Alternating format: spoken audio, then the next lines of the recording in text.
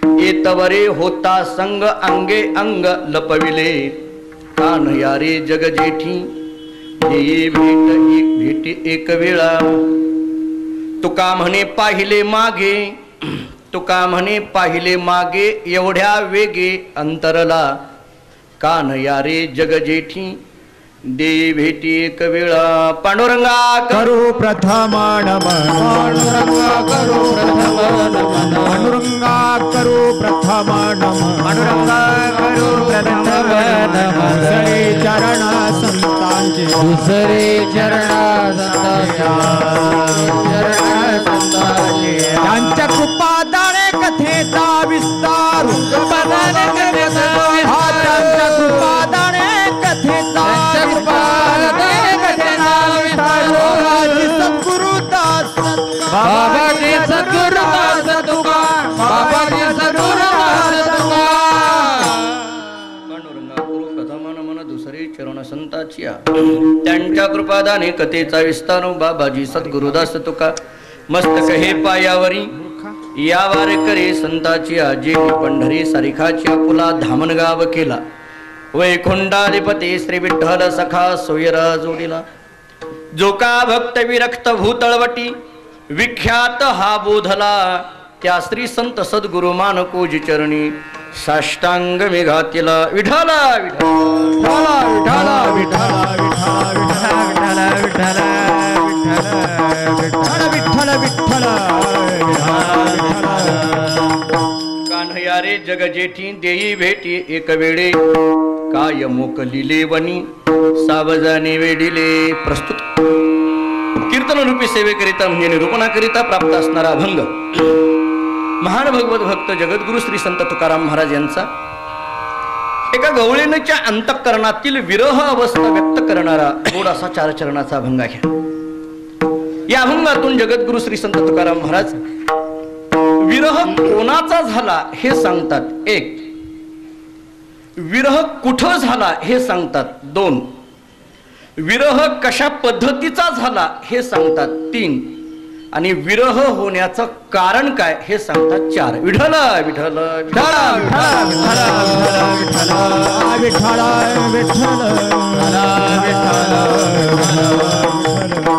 पवित्र भूमी पंढरपूर क्षेत्रामध्ये पवित्र अशा चंद्रभागेच्या या वाळवंटामध्ये लबडे महाराजांच्या फडाच्या वतीने सुरू असणारा हा अखंड हरिनाम सप्ताह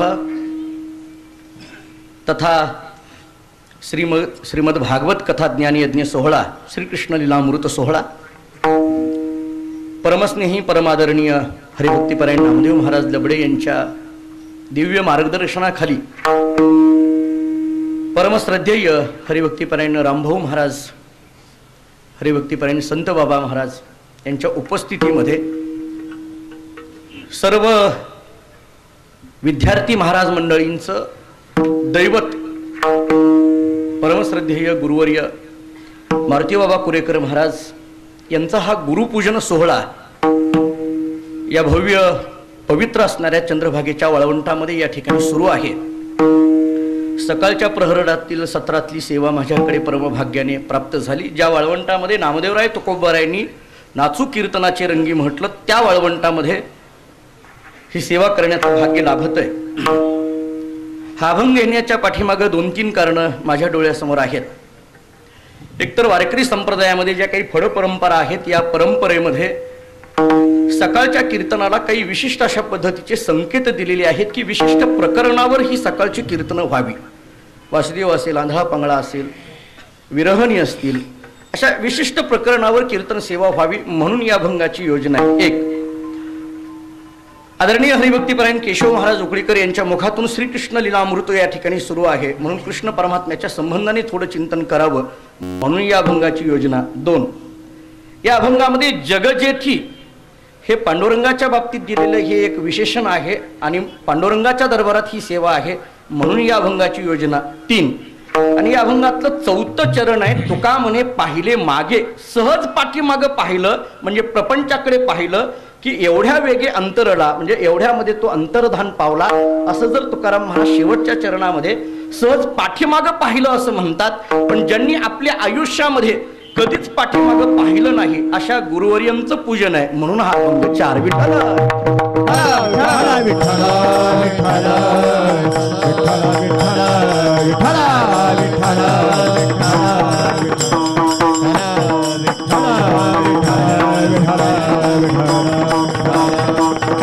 जगद्गुरु श्री संत तुकाराम महाराज या अभंगामध्ये गवळणीच्या ठिकाणी असलेली जी विरह अवस्था आहे ती सांगतात.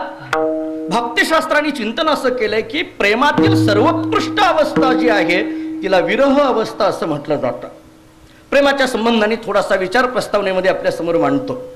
नारद भक्तिसूत्रांनी यद्यपि आम्हाला असं सांगितलंय अनिर्वचनीयम प्रेम स्वरूपम मुका स्वादनवत, असा दृष्टांत नारदांनी आपल्याला त्याच्याकरता दिला.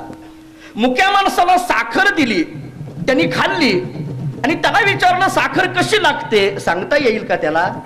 मुक्या माणसाला तुम्ही साखर दिली, खायला दिली आणि त्याला विचारलं कशी लागते, त्याला सांगता येणार नाही. अनुभव घेतलाय पण त्याला सांगता येणार नाही. नारद भक्तिसूत्रामध्ये नारदजी सुद्धा तसं सांगतात अनिर्वचनीयम प्रेम स्वरूप. प्रेम नाही सांगता बोलता दाविता अनुभवचे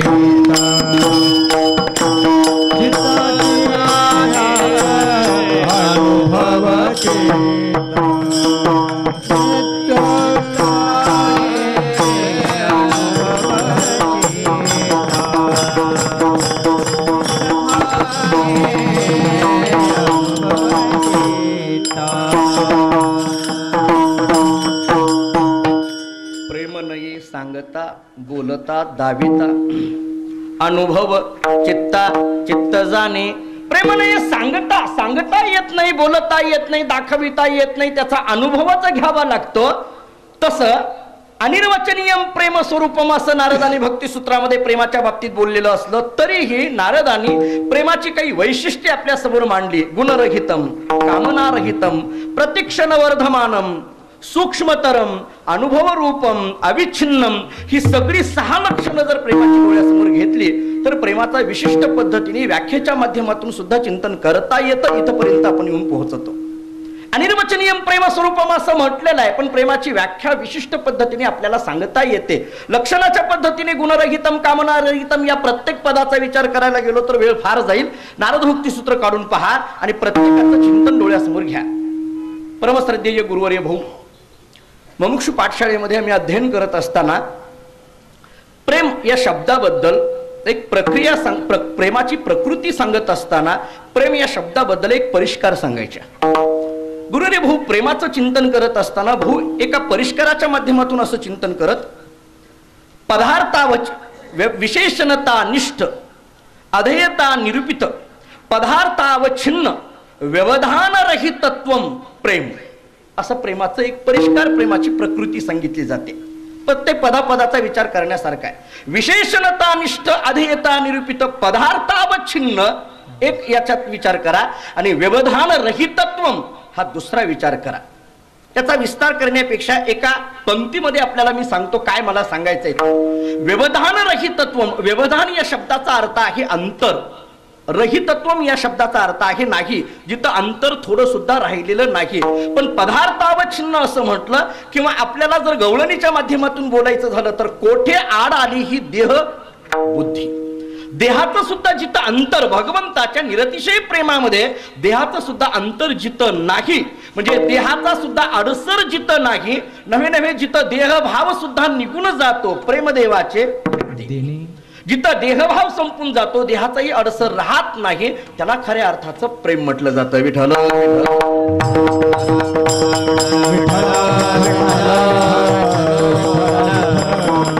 या प्रेमाच्या अंगाचा विचार करत असताना भक्तिशास्त्रकारांनी 3 पद्धतीने विचार केला. जिथं अनन्य ममता आहे ते प्रेम आहे, जिथं अविच्छिन्न तन्मयता आहे ते प्रेम आहे, आणि जिथं आनंद अनुभूती आहे ते प्रेम आहे. 3 शब्दाचा विचार करा. जिथं अनन्य ममता आहे ते प्रेम आहे. प्रेमामध्ये अनन्य ममता आहे.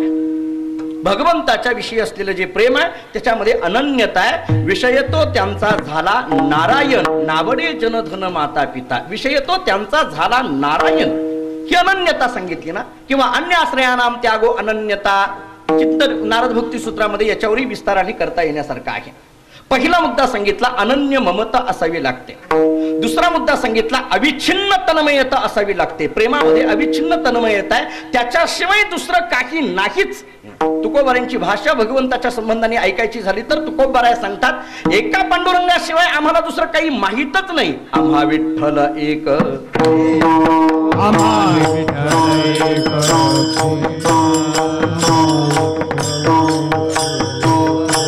आम्हा विठ्ठल एक प्रेम.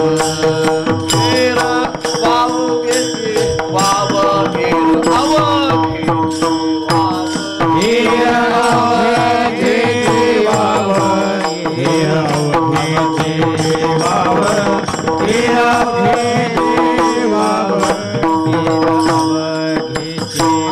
आम्हा विठ्ठल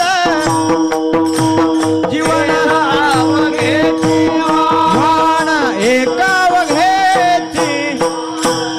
एकावघेची वाण.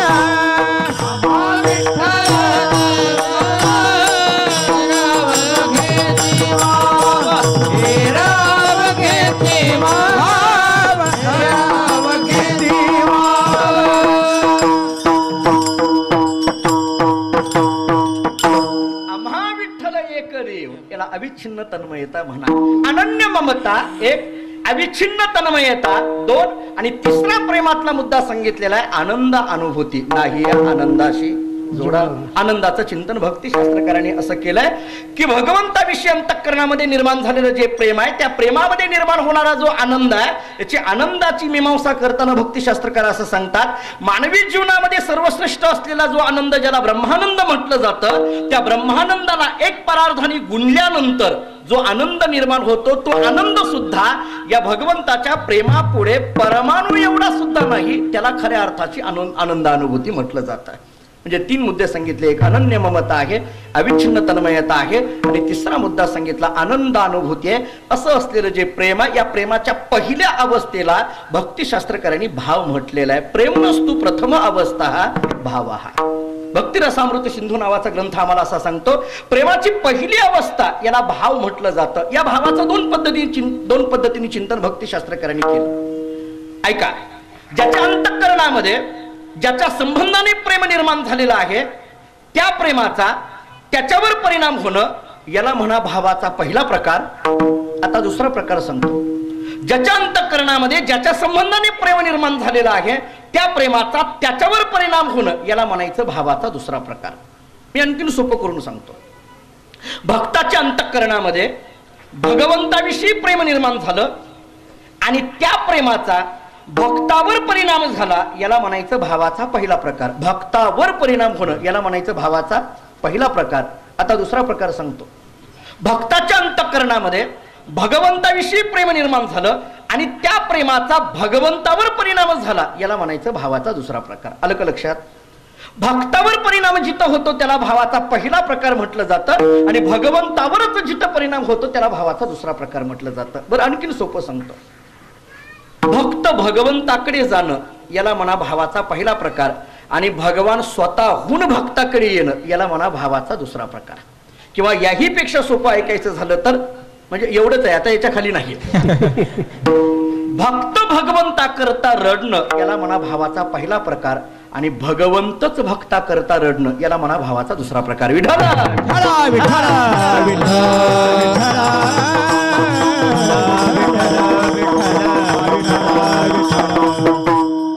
भक्त भगवंताकडे जाणं हा भावाचा पहिला प्रकार सांगितला. भगवानच भक्ताकडे येणं याला भावाचा दुसरा प्रकार माहिती सांगितला. कथा आपल्या सर्वांना महाभारतातली विदित आहे, माहिती. महाभारतामध्ये कृष्ण शिष्टाईचं प्रकरण घ्या. भगवान श्रीकृष्ण परमात्मा युद्ध होऊ नये ही चर्चा करण्याकरता तिथं गेले दुर्योधनाकडे. काय बोलायचं ते दोघांचं बोलणं सुरू झालं पण बोलण्यामध्ये काही व्यवस्थित झालं नाही. ते बोलणं फिसकटलं. भगवान श्रीकृष्ण परमात्मा तिथून निघाले. दुर्योधनाने सांगितलं देवा तू निघालाय खरं परंतु 2 घास जेवण करून जा, तुझी जेवणाची व्यवस्था मी केलेली आहे. भगवंतांनी सांगितलं नाही मला वेळ नाही. अरे वेळ नाही काय, जेवायला किती वेळ लागतो? नाही मला भूक नाही. अरे भूक कशी नाही, दुपारची वेळ आहे, आता कीर्तन झाल्यानंतर त्याच्याकरताच वाट बघतोय आपण सगळे. आणि तू कसं काहीच भूक नाही म्हणतो? नाही मला भूक नाही, वेळ नाही. जेवायचं नसलं की लोक असली कारणं सांगतात, हे लक्षात ठेवायचं. भूक नाही, वेळ नाही. पुढं पुढं निघालेला तो भगवान, तो दुर्योधनच होता. तो दुर्योधन म्हटला शेवटी बरोबर आहे भगवंता, तू आमच्याकडे कुठलं जेवतो? तू नेहमी पांडवाच्याच घरचं खाणार, आमचं कुठलं खातो? असं काही कुचकं बोलणारी बरोबर आहे का नाही? कुचका हा शब्द याच्या करता बघा तुम्ही, आमच्याकडे पंढरपुरामध्ये हा प्रसिद्ध शब्द आहे. काही असं कुचकं बोलणारी माणसं असतात, आणि असं बोलणारी जी माणसं आहेत ती सगळी दुर्योधनाची वंश. काय गरज आहे मला सांगा? ज्याला जिथं पाहिजे तिथं जेवण घेईल ना. उगीच तुम्ही आमच्याकडे कुठलं खाऊ वाटतंय, तुम्हाला आमचं कुठलं जमतंय, तुम्ही आमच्याकडे कुठलं येता, विनाकारण चाललेलं असतं हे सगळं. काही नाही, वेळ नाही म्हणून उगी वेळ घालवत बसायचं काम आहे हे सगळं.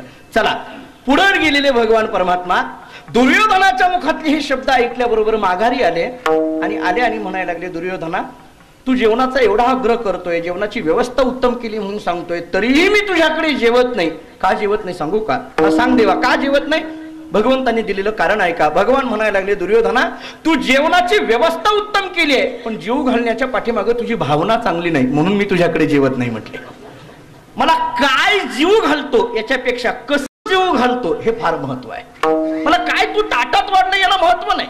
मला ताटामध्ये तू पंचपक्वानाचं जेवण दिलेलं आहे का भाजी भाकरी दिलेली आहे याला महत्व नाही. फक्त कोणत्या भावनेने दिलेलं आहे हे महत्व आहे. काही ठिकाणची कर्म चांगली असतात पण भावना चांगली नसते. काही ठिकाणची कर्म चांगली नसतात पण भावना चांगली असते. इथं कर्म तुझं जरी चांगलं असलं तरी त्याच्या पाठीमागची भावना चांगली नाही. भगवान तिथून तडक निघाले आणि विदुर काकाच्या घरी गेले. काकाच्या घरचा दरवाजा उघडला. काकी अखंड कृष्ण भजनामध्ये असलेली काकी, कृष्ण माझी माता, कृष्ण माझा पिता, बहीण बंधू चुलता, कृष्ण माझी म्हणणारी काकी. आणि त्या दरवाजा उघडला आणि मोठ्याने हाक मारली, काका आहेत का घरात? साक्षात भगवान श्रीकृष्ण समोर बघितल्यावर असो ऐसा कोठे आठवची नाही, देहीच विदेही बघू दशा. काही बोलायला येईना, काहीच बोलता येईना, काही या म्हणता येईना, बसा म्हणता येईना, उगी पाहत राहिल्या. शेवटी भगवंतांनी स्वतःहून सांगितलं, काकी योगी जपी तपी ज्ञानांच्या स्वप्नात मी जात नाही, स्वतःहून तुमच्या घरी आलोय, कमीत कमी या तरी म्हणा की मला, या तरी म्हणा. मग काकींच्या लक्षात आलं. काकींनी तिथला चौरंग घेतला, मध्ये मांडला. काकी स्वतःच्या चौरंगावर बसल्या आणि देवाला सांगितलं, बसा खाली, बसा बसा बसा. हेही मांडी घालून खाली बसला. चांगली काकी मला खूप भूक लागली आहे. तिथं इतकी व्यवस्था आहे, तिथं जेवला नाही आणि इथं काकीच नाही. त्याच्या घरी म्हणायला लागलाय मला खूप भूक लागली आहे. काकीने तिथं पडलेल्या 2-4 केळी घेतल्या, त्याच्यातली एक केळीची साली काढली आणि भगवंताला द्यायला लागल्या. त्यांच्या लक्षात येत नव्हतं आपण काय करतोय, काय देतोय. भगवंताला साली देत होत्या आणि त्याच्यातला गाभा स्वतः खात होत्या. देवही साली मिटक्या मारून खात होता. थोड्या वेळात काकांना बातमी कळाली. काका धावत आले. पाहतात तर हे उलट चित्र. ही चौरंगावर बसली आहे, देव खाली बसलाय, ही चांगला गाभा खाते आहे आणि त्याला मात्र साली देते आहे. एकदम काकाने आपल्या बायकोच्या अंगाला हात लावला आणि विचारलं, काय करते कळतं का? कुठं बसली, कोणाला खाऊ घालते, काय कळतं? हात लावल्याबरोबर देहावर आल्या. लक्षात आलं आपलं सगळं चुकायला लागलंय. दोन्ही हात जोडले आणि सांगितलं, देवा मला माफ करा, चुकलं माझं, चुकलं माझं. काकांनी देवाकडे पाहिलं आणि सांगितलं, देवा माझ्या बायकोला एक कळत नाही पण तुला कळू नये करे. हे वाक्य देवानीच बोलू जाणं, आपल्याची ताकदच नाही. बोललं तर कोण सप्त्याला येऊ द्यायला लागले पुन्हा आपल्याला. बघ काका म्हणायला लागले, देवा माझ्या बायकोला एक कळत नाही पण तुला कळू नये का? भगवंतांनी विचारलं, काय काका काय कळायचं? अरे तुला कळत नाही का? ही चौरंगावर बसली, तुला खाली बसवलंय, तू तरी सांगावं मी देव आहे, मला चौरंगावर बसवावं, तू खाली बसावं, असं तू तरी स्वतः सांगायचं. मी देव आहे, मला गाभा खाऊ घालायचा, तू साली खायच्या, असं तू तरी सांगायचं. तिला कळत नाही मान्य, तिला कळतच नाही मान्य, पण तुला कळत नाही का? हे भगवंतानी काकाकडे पाहिलं आणि सांगितलं, काका तुमचं म्हणणं असं आहे की मी सांगायला पाहिजे होतं आणि काकीने ऐकायला पाहिजे होतं. हो हो, मला एक सांगा काका, सांगण्याकरता आणि ऐकण्याकरता किती जण लागतात? काकाने सांगितलं, दोघं, एक सांगणारा आणि दुसरा ऐकणारा. भगवान म्हणायला लागले, काका सांगण्याकरता आणि ऐकण्याकरता दोघं लागतात, एक सांगणारा आणि एक ऐकणारा. पण इथं आम्ही दोघं एकच झालो होतो, कुणी सांगायचं आणि कुणी ऐकायचं. विठ्ठला विठ्ठला विठ्ठला विठ्ठला विठ्ठला विठ्ठला विठ्ठला. याला भावाचा दुसरा प्रकार म्हटलं जात आहे. भावाचा एक प्रकार आपल्या समोर सांगितला, भावाचा दुसरा प्रकार आपल्याला सांगितला. या भावामध्ये उत्तरोत्तर चिंतन करत असताना 3 अवस्थेचं चिंतन भक्तिशास्त्रकारांनी केलेलं आहे. त्यातला पहिला भाग सांगितलेला आहे, पहिला प्रकार सांगितलेला आहे पूर्वराग, दुसरा प्रकार सांगितला आहे मिलन आणि तिसरा प्रकार सांगितलाय विरह. आपल्याला इथपर्यंत यायचं. याच्याकरता 2 प्रकाराचं थोडक्यात चिंतन करतो. पहिला प्रकार सांगितला पूर्वराग. दुसरं मिलन आहे आणि तिसरा विरह आहे. भगवान भेटावा भेटावा भेटावा भेटावा ही अंतःकरणामध्ये असलेली जी तळमळ आहे याला पूर्वराग म्हटलं जातं. आपण 2 दृष्टांत नेहमी कीर्तनामध्ये सांगतो. तुकोबारायांनी ती प्रसिद्ध दृष्टांत पूर्वरागाच्या संबंधाने दिलेली आहेत. कन्या सासुराशी मागे परतुनी पाहे तैसे झाले माझ्या जीवा केव्हा भेटशी केशवा जीवना वेगळी मासोडी तैसा तुका तळमळ. 2 दृष्टांत दिली. त्यातला पहिला दृष्टांत दिलाय कन्या सासुराशी जाय मागे परतुनी पाहे. आपल्या सर्वांच्या ऐकण्यातला हा दृष्टांत आहे. मुलगी सासरला जात असताना ती माहेराकडे सारखं पाहत असते. आमचे वडील गुरुरे दादा याच्यावर फार गमतीने सांगत असतात. आमचे वडील असं सांगत असतात की पूर्वीची मुलगी ही बैलगाडीमध्ये जात असल्यामुळे ती सासरला निघाल्यानंतर बैलगाडीचं तोंड हे सासरकडे असतं. बैलगाडीमध्ये बसलेली जी मुलगी आहे तिचं तोंड माहेरकडे असतं. पण हा पूर्वीचा दृष्टांत आहे बैलगाडीचा. आत्ताची मुलगी ही 2 व्हीलरवर जात असल्यामुळे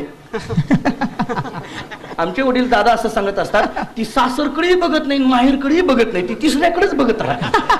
बहुतेक असंच झालं की नाही आपल्या जीवनामध्ये, नाहीतरी काय वेगळं झालंय का मला सांगा. कोणाची नीट राहिलेत आता. चला जाऊ द्या, मला जास्त बोलायचं नाही त्या मुद्द्यावर.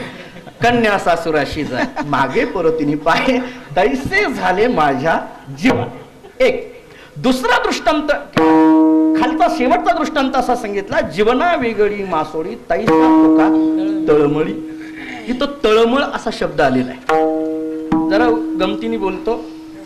मळमळ वेगळी तळमळ वेगळी. काही काहींना मळमळायला लागतं बरोबर, काही काहींना मळमळायला लागतं, काही काहींना तळमळायला लागतं. राम महाराजांसारखा पकवाज ऐकायला लागलं की सळसळायला लागतं. विठ्ठल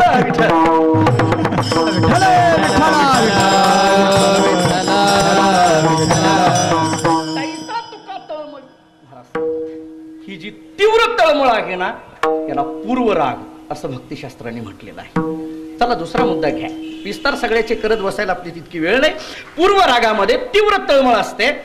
या तीव्र तळमळीमध्ये भगवान परमात्मा भेटल्याबरोबर जे घडतं त्याला मिलन असं म्हणतात. भेटल्याबरोबर जे घडतं ते मिलन आहे. भेट झाली एकमेकाला, भगवंताची आणि भक्ताची भेट झाली, गाठ पडली, मिलन झालं. देव भेटावा ही तीव्र तळमळ याला पूर्वराग म्हणायचं. भगवान भेटला, मिलन झालं. मिलनामध्ये जर काही घडलं, काही त्याच्या मिलनामध्ये मिलन झालं, भेट झाली, या भेटीतून पुन्हा वियोग आहे. पण हा जो विरह 3 नंबरचा जो निर्माण व्हायचा आहे त्याच्याकरता वियोग घडणं गरजेचं आहे. वियोगाशिवाय विरह घडत नाही. हा वियोग नेमका कोणता? या वियोगाचं चिंतन करताना शास्त्रकारांनी पुन्हा वेगवेगळ्या पद्धतीने चिंतन केलेलं आहे की या वियोगामध्ये 2 प्रकार मुख्य सांगितले. एक स्वभावज वियोग आहे आणि दुसरा नैमित्तिक वियोग आहे. काही स्वभावज वियोग आहे, स्वभावताच काही ठिकाणी वियोग आहे. जरा वेदांत शास्त्राच्या दृष्टीने चिंतन करतो. जीव आणि परमात्म्याच्या बाबतीत विचार केला तर याला स्वभावताच वियोग सांगितला जातो ना. कारण जीवाच्या ठिकाणी आणि परमात्म्याच्या ठिकाणी वेदांत शास्त्राच्या दृष्टीने विचार केला तर जीव हा पंचक्लेशाने युक्त आहे आणि परमात्मा हा पंचक्लेशाने विरहित आहे. अल्पज्ञ आणि सर्वज्ञाचा विचार जो विचारसागरातल्या दुसऱ्या तरंगात मांडलेला आहे त्याचा थोडासा विचार करा. अविद्या, अस्मिता, राग, द्वेष आणि अभिनिवेश ज्याला युक्ती, प्रमाण आणि अनुभव या 3ही मुद्द्यातून विचार केला तर जीव परमात्म्याहून भिन्न वाटायला लागला, आपल्याला वेगळा वाटायला लागला. जीव जीव आहे आणि परमात्मा परमात्मा आहे अशा पद्धतीचा वेगवेगळ्यापणाची भिन्नतेची भावना आपल्या ठिकाणी तयार झाली. त्याला काही युक्त्या सांगितलेल्या आहेत, काही त्याला प्रमाण सांगितले, काही त्याला अनुभव सांगितले. आणि स्पष्ट थोडासा आणखीन कळेल असं बोलायचं झालं तर या 5 क्लेशाचा विचार योगसूत्रांनीही मांडला, वेदांत शास्त्रांनीही मांडला. अविद्या आहे, अस्मिता आहे, राग आहे, द्वेष आहे आणि अभिनिवेश आहे. या पंचक्लेशाने हा जीव युक्त असल्यामुळे हा त्याच्यापासून वेगळा आहे. म्हणून आपल्याला असं वाटायला लागलं की परमात्मा वेगळा आणि जीव वेगळा.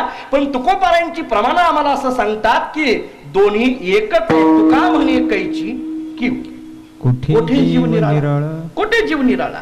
रामायणातला, अध्यात्म रामायणातला प्रसिद्ध दृष्टांत आहे. राम राजा झाल्यानंतर प्रभू रामचंद्र राजा झाले, सिंहासनावर बसले. हनुमंतराय एका कोपऱ्याला उभे होते. प्रभू रामचंद्रांनी सिंहासनावर बसून हनुमंतरायाकडे पाहिलं. राजसिंहासनावर बसून झाले रामराज्य, त्यानंतरची घटना आहे. आणि कोपऱ्यात उभे असलेल्या हनुमंतरायाकडे पाहिलं आणि विचारलं कोण आहेस तू, कोण आहेस तू?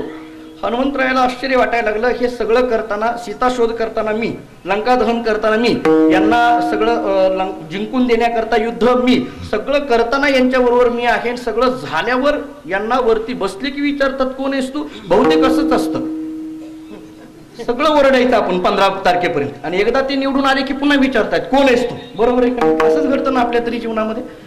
कोण आहेस तू असं विचारलं. अहो ते हनुमंतराय होते, त्यांनी प्रतिप्रश्न केला, प्रभू तुम्ही कोणत्या दृष्टीने विचारताय कोण आहेस तू? देहदृष्टीने विचारता, जीवदृष्टीने विचारता का आत्मदृष्टीने विचारता? देहदृष्टीने विचारत असाल तर मी तुमचा दास आहे, देहदृष्ट्या तु दासोहम, व्यास महर्षी अध्यात्म रामायणामध्ये सांगतात.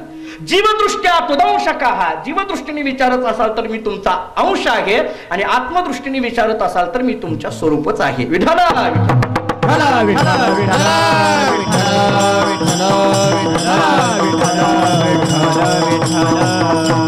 एक मुद्दा आपल्याला असा सांगितला स्वभावज वियोग. एक दुसरा वियोगाचा प्रकार सांगितलाय नैमित्तिक वियोग.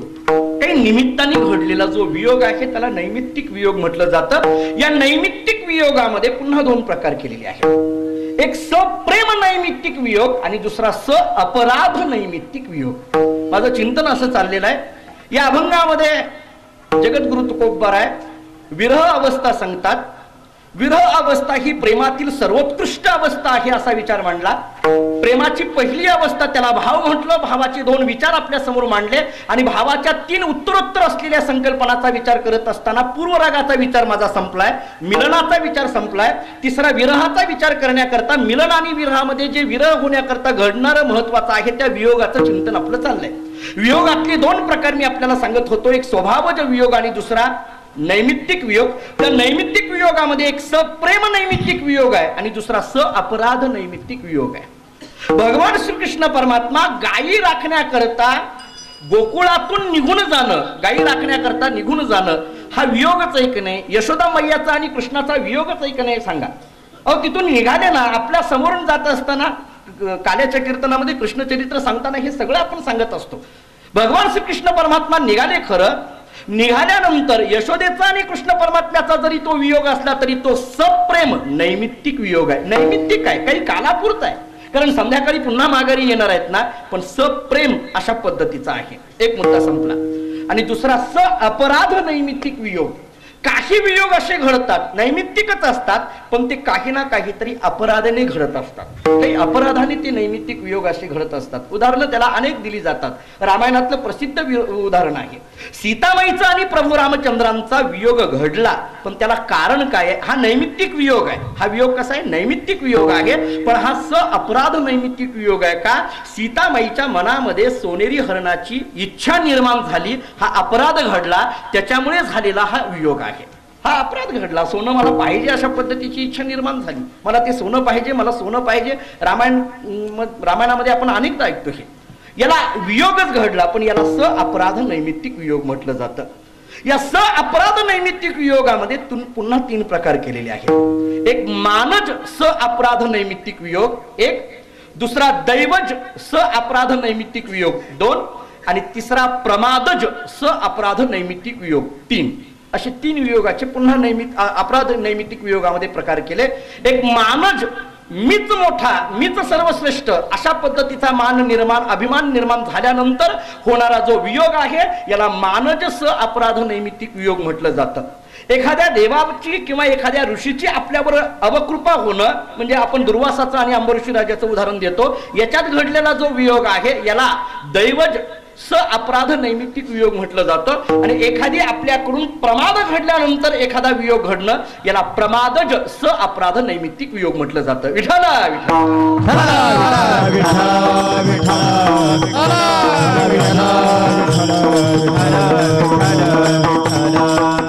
असा जो वियोग आहे, या वियोगजन्य विरह या ठिकाणी निर्माण झाला. वियोगजन्य अशा करता मी म्हटलं पूर्वराग, मिलन आणि वियोगजन्य असलेला जो विरह आहे, या विरहामध्ये भगवंताच्या बद्दल पुन्हा भेट व्हावी याच्याकरता तळमळ असते.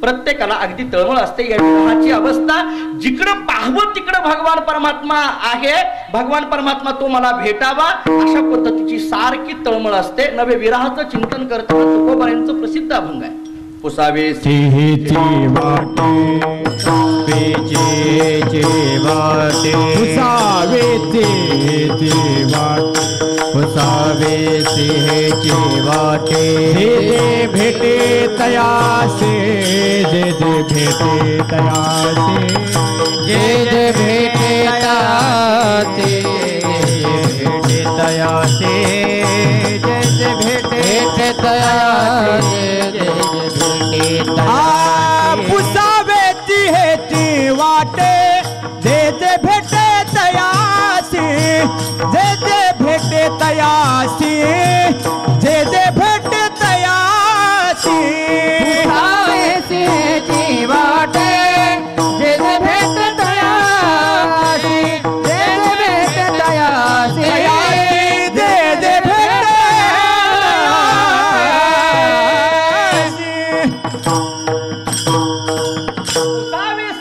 वाटे जे भेटे तयासी जे भेटे तयासी पुसावेसी.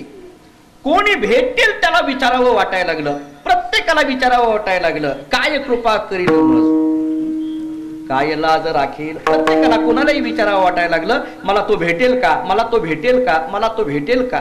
खरं तर मिलनामध्ये मिलन झालं, भेट झाली, आता भजन नाही, बंद झालेलं भजन. पण विरहामध्ये मात्र पुन्हा मला तो कधी भेटेल, मला तो कधी भेटेल, मला तो कधी भेटेल असा सतत भजन त्याचं चाललेलं असतं. भावामध्ये या उत्तरोत्तर श्रेष्ठ अवस्था याच्या करता सांगितल्या. पूर्वरागापेक्षा मिलन श्रेष्ठ आहे आणि मिलनापेक्षा विरह श्रेष्ठ हा याच्याकरता सांगितला. पूर्वरागामध्ये भगवान भेटावा ही तळमळ आहे, पण भगवान आणखीन भेटलेला नाही. मिलनामध्ये भगवान भेट झालेली आहे, म्हणजे भगवान भेटलेला नाही. याच्यापेक्षा भगवान भेटणं हे श्रेष्ठ आहे, याच्याकरता मिलन हे श्रेष्ठ सांगितलं. पण मिलनानंतर पुन्हा विरह झाला की पुन्हा भजन सुरू झालं, मला तो भेटावा, मला तो भेटावा. हा विरह कसं काय श्रेष्ठ हो, याचं कारण असं सांगितलंय. मिलनामध्ये भेट झाल्यामुळे भजन बंद पडलंय, विरहामध्ये पुन्हा भजन सुरू झालंय. मी सोपं विचारतो, भजन बंद पडणं सोपं आहे खरं का भजन सुरू होणं चांगलं? भजन बंद पडणं चांगलं का भजन सुरू होणं चांगलं? भजन सुरू होणं चांगलं ना. बर, देव भेटणं चांगलं का भेटलेला देव बाजूला होणं चांगलं? देव भेटणं चांगलं ना. मग देव भेटला की भजन बंद पडतं, भेटलेला देव बाजूला झाला की भजन सुरू होतं. विठ्ठल विठ्ठल विठ्ठल विठ्ठल विठ्ठल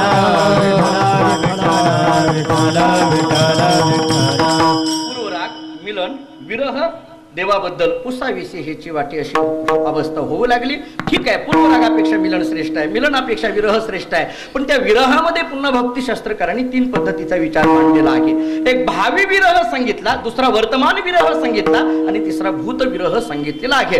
आपल्यापासून हा उद्या बाजूला होणार आहे, काही कालानंतर बाजूला होणार आहे, याला भावी विरह म्हटलं जातं. आपल्या समोरून प्रत्यक्ष डोळ्यासमोरून हा आपल्यापासून बाजूला होणं, याला वर्तमान विरह म्हटलं जातं. आणि तो बाजूला झाल्यानंतर त्याच्या आठवणीमध्ये निर्माण झालेला जो विरह आहे याला भूत विरह म्हटलं जातं. अक्रूराचं उदाहरण या संबंधाने लावून घ्या, इतकी आपल्याला सगळ्याला ते नेहमी आपण चिंतन करतोय.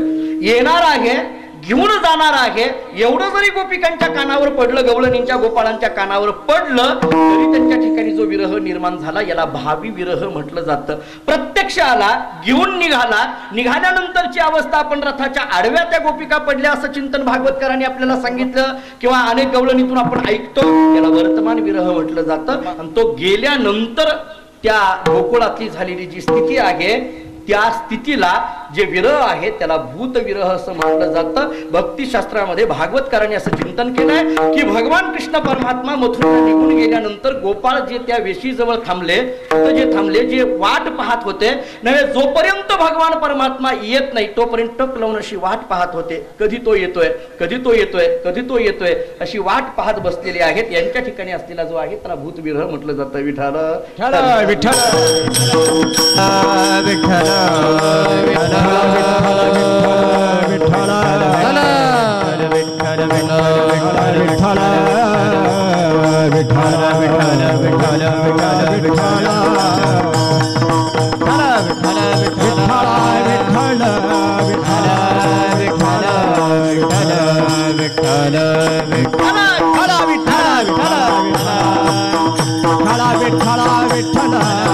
पूर्वराग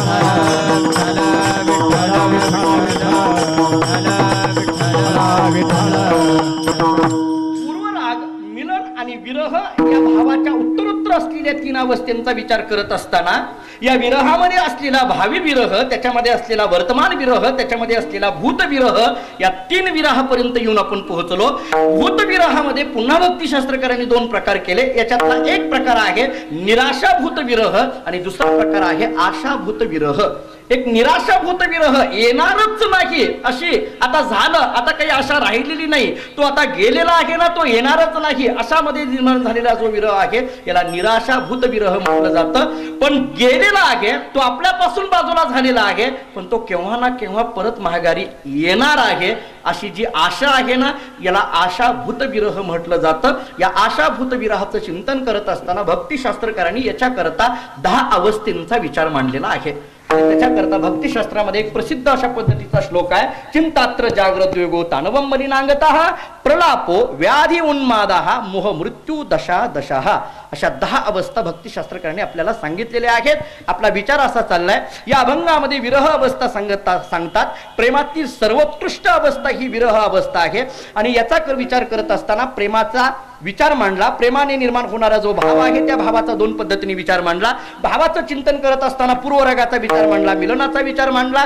विरह येण्याकरता जो वियोग लागतो त्या वियोगाचा विचार मांडत असताना स्वभावज वियोग 1, नैमित्तिक वियोग 2, त्या नैमित्तिक वियोगामध्ये सप्रेम नैमित्तिक वियोग, स अपराध नैमित्तिक वियोग, त्या स अपराध नैमित्तिक वियोगामध्ये सांगत असताना मानजस अपराध नैमित्तिक वियोग, दैवजस अपराध नैमित्तिक वियोग आणि प्रमादजस अपराध नैमित्तिक वियोग. मानजस अपराध नैमित्तिक वियोगामध्ये हा विरह निर्माण झालेला आहे आणि या विरहाचा चिंतन करत असताना भावी वर्तमान भूत विरहामध्ये विचार करत असताना निराशाभूत विरह आणि आशाभूत विरह, या आशाभूत विरहाचा विचार करत असताना या 10 अवस्थेंचा विचार आपल्या समोर मांडतोय. चिंतात्र जागृत योगो तानवम मलिनांगतः प्रलापो व्याधी उन्मादः मोह मृत्यू दशा दशः. याच्यातली पहिली अवस्था सांगितली चिंता. भूतविराहामध्ये निर्माण झाली, त्या गोपिकेला चिंता निर्माण झाली, कधी तो भेटणार आहे, कधी तो भेटणार आहे, चिंता निर्माण झाली. एवढंच नाही, जिथं चिंता असते तिथं जागरण असतं. चिंता आली, चिंता शब्दावर भरपूर बोलण्यासारखं आहे. चिंता निर्माण झाली, चिंता जिथं आहे तिथं जागरण असतं. त्या गोपिकांच्या ठिकाणी जागरण वाढू लागलं. जिथं जागरण आहे तिथं उद्वेग अवस्था, उदास अवस्था तयार होते. चिंता आहे एक अवस्था झाली, नवे नवे जागरण वाढायला लागलं, नवे उद्वेग म्हणजे उदास अवस्था येऊ लागली. एवढंच नाही, चिंतात्र जागृत योगो तानवम, तानवम म्हणजे कृशता निर्माण झाली, मलिनांगता म्हणजे अस्वच्छता निर्माण झाली. याच्यामध्ये त्या हाका मारावं लागल्या, प्रलापो म्हणजे प्रलाप करू लागल्या, मोठमोठ्याने हाका मारू लागल्या. एवढ्यामध्ये हात मारत असताना त्याच्यातून निर्माण झाली व्याधी, काही रोग जडायला लागले, काही व्याधी निर्माण झाल्या, नवे नवे उन्मत्वत अशा पद्धतीची अवस्था झाली. भगवान श्रीकृष्ण परमात्मा आपल्यापासून गेल्यानंतर रासक्रीडेचा तो रास पंचायतीचा विचार गोपीगीताच्या संबंधाने जरा डोळ्यासमोर आणा. त्या गोपिकांच्या ठिकाणी झालेली अवस्था उन्मत्वत अशी अवस्था सांगितली. त्याच्यातलंच कोणीतरी कृष्ण व्हावं, त्याच्यातलंच कोणीतरी कालिया व्हावं, कोणीतरी त्या कालियाच्या डोक्यावर पाय द्यावा आणि कालिया असं मर्दन केलं अशा पद्धतीची कथा दाखवावी. अनेक पद्धतीच्या कोणीतरी दह्या दुधाची चोरी करत असलेलं भगवान श्रीकृष्ण परमात्म्याचं चित्र त्या वनामध्ये रंगवावं अशी सगळी उन्मत्वता अवस्था झालेली होती. प्रलाप चालू आहे, व्याधी चालू आहे, उन्मत्वता अशी अवस्था चाललेली आहे. मोह, त्याच्यामध्ये मोह वाढायला लागला. नवे नवे मृत्यू दशा दशा, मृत्यू किंवा मृत्यू सदृश्य असं सांगितलेलं आहे. प्रत्यक्ष मृत्यू किंवा मृत्यू सदृश्य अशी अवस्था म्हणजे मूर्छा येण्यापर्यंतची अवस्था तिथं तयार झालेली आहे. मूर्छा येऊन पडलेली आहेत अशा पद्धतीच्या या गोपिका. त्यातली एक गोपिका सतत हाक मारते, येनकेन प्रकारे हाक मारते. या गोपिकेच्या लक्षात आलं, झाडाझुडपांना हाका मारून पाहिलं, सगळ्यांना विचारलं तो कधी भेटेल, तो कधी भेटेल, सगळ्या पुसावेसी ह्याची वाटे झाले आपलं. सगळ्यांना विचारून पाहिलं तरी तो काही येत नाही, तरी तो काही भेट नाही. कृष्णा कृष्णा म्हणून हाक मारली तरी तो काही भेटत नाही. शेवटी त्या गोपिकेच्या मनात विचार आला, याला अशी हाक मारून जमायचं नाही, याच्या काही विशेष भावाने, काही वैशिष्ट्याने याला हाक मारावी. म्हणून जे वैशिष्ट्य वापरलेलं आहे ते अभंगाचं पहिलं. कान्हैया रे जेठी, कान्हैया रे जग जेठी, जग जेठी, कान्हैया रे जग जेठी, जग जेठी,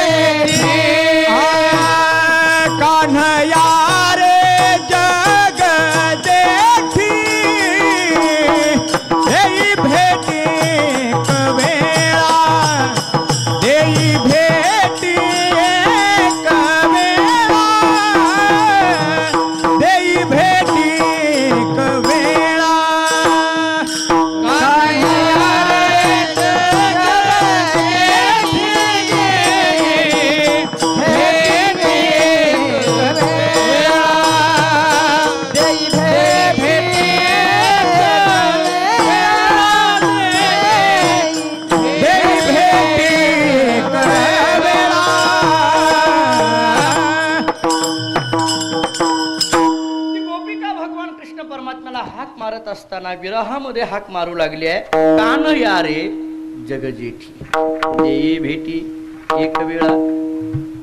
अनेकांना विचारून पाहिलं, कुणी सांगे ना, वेगवेगळ्या पद्धतीच्या हाका मारून पाहिल्या तरी तो ऐके ना, येईल अशी काही शाश्वती दिसे ना.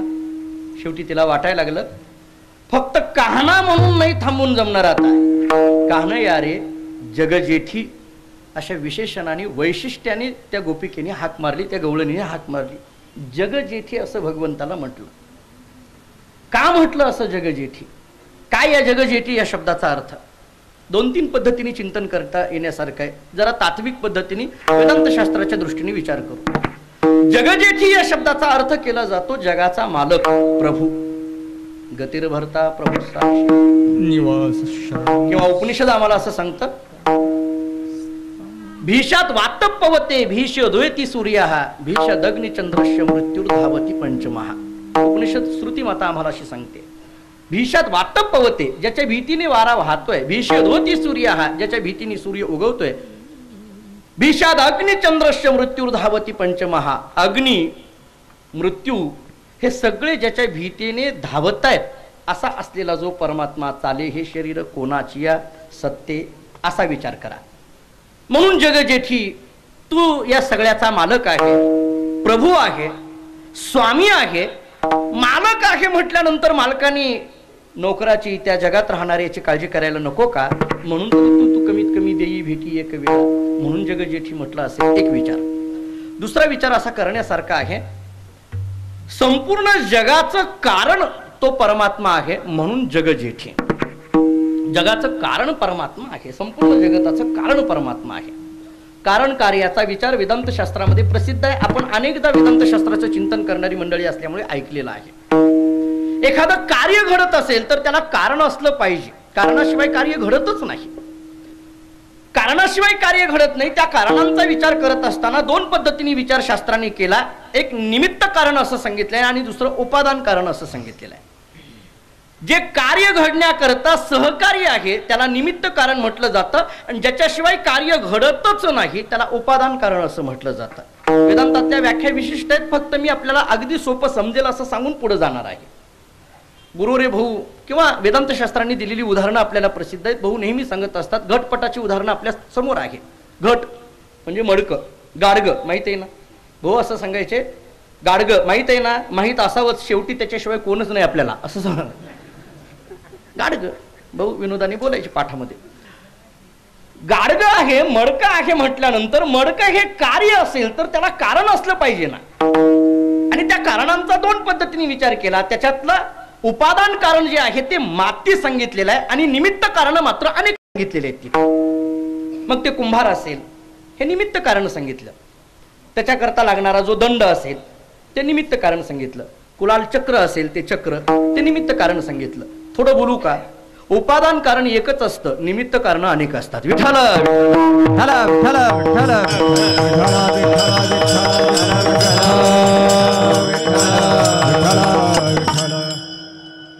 निमित्त कारणामध्ये चेतन निमित्त कारण, जड निमित्त कारण, कार्यकाल वृत्ती निमित्त कारण, कार्यकालाहून पूर्वकाल वृत्ती निमित्त कारण, असा निमित्त कारणाचा 4 पद्धतीने पुन्हा विचार केला.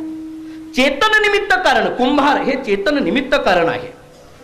जड निमित्त कारण त्याच्याकरता लागणार दंड हा जड निमित्त कारण सांगितलेला आहे. कार्यकाल वृत्ती निमित्त कारण म्हणजे चक्र हे कार्यकालामध्ये तिथं हवा आहे, याला कार्यकाल वृत्ती, कारण त्याच्याशिवाय ते घडूच शकत नाही. कार्यकाल वृत्ती निमित्त कारण सांगितलेलं आहे. एवढंच नाही, म्हणजे कुंभार लागणार आहे, मडकं व्हायचं असेल तर कुंभार पाहिजे, दंड पाहिजे, चक्र पाहिजे, नाही माती आणण्याकरता गाढव पाहिजे का नाही. एवढंच नाही, त्या गाढवाला हाकण्याकरता त्या कुंभाराची बायको पाहिजे. भाऊ सांगायचे बायकोशिवाय गाढव हाकलंच जात नाही. म्हणजे ते उदाहरणार्थ सांगतोय मी, इथलं नाही बोलत ते. मला मुद्दा काय मांडायचा विचारात घ्या. निमित्त कारण आहे, उपादान कारण आहे, या सगळ्या क्लिष्ट प्रक्रिया जरी असल्या तरी त्याच्यातला छोटासा विचार मी पुढे मांडून जातो. भगवान परमात्मा या संपूर्ण जगताचं कारण आहे, अभिन्न निमित्त उपादान कारण असं परमात्म्याच्या बाबतीत सांगितलेलं आहे. तो कारण आहे, जगताचा कारण आहे, या दृष्टीने ती गोपिका म्हणते जगजेठी. म्हणून तरी देई भेटी एक वेळा. थोडासा इथंच विचार ब्रह्मसूत्र भाष्याच्या माध्यमातून एक चिंतन मांडून पुढे जातो. संपूर्ण जगताचं कारण परमात्मा आहे ना? हो. पण कार्य आणि कारणामध्ये भिन्नता दिसते. कार्य जग आहे, कारण परमात्मा आहे असं सांगत असाल तर परमात्मा हा सच्चिदानंद स्वरूप सांगितला ना आम्हाला. तो सत आहे, चित आहे, आनंद स्वरूप सांगितला.